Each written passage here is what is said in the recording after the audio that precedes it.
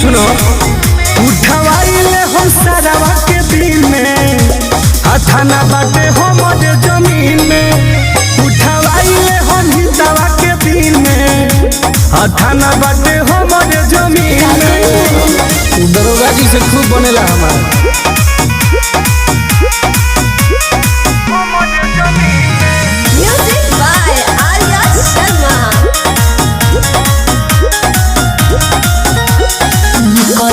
बानी हम घर से जानो करे डर से इनकाउंटर होयो तो बड़ी डर लगता कबो खोपड़ी उड़ावा दे हम कबो मुँह